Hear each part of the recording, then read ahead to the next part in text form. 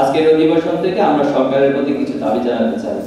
এক, অবিলম্বে দেশের শিক্ষা প্রতিষ্ঠানগুলোতে ছাত্র সংসদ নির্বাচন দিতে হবে। দেশের সবগুলো উচ্চশিক্ষা প্রতিষ্ঠানে অতি সত্বর আবাসন সংকট নিরসন করতে হবে। দেশের মাদ্রাসা শিক্ষা ব্যবস্থার প্রতি, বিশেষত ইবতেদায়ী মাদ্রাসার প্রতি বৈষম্য দূর করতে হবে।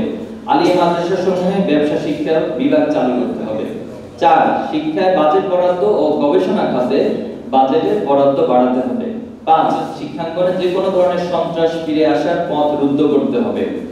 6, আমরা জোরালোভাবে দাবি করছি 36 জুলাইয়ের মধ্যে জুলাই ঘোষণাপত্র প্রদান করতে হবে, যেখানে জুলাই আন্দোলনের শহীদ, আহত, বঙ্গবন্ধু বরণকারী ও জুলাই আন্দোলনে অংশগ্রহণকারী সকল পক্ষের স্বীকৃতি প্রদান করতে হবে।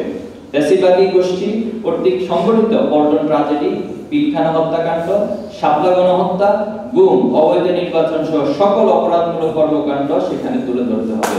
দেশের সঠিক ইতিহাস ও সংস্কৃতিকে ধারণ করে নতুন বাংলাদেশ গড়ার অঙ্গীকার ব্যক্ত করতে হবে।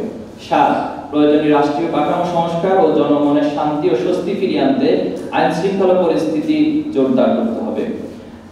8, জুলাই গণহত্যা সহ সকল অপকর্ম, গুম, খুন, দুর্নীতির বিচার নিশ্চিত করতে হবে।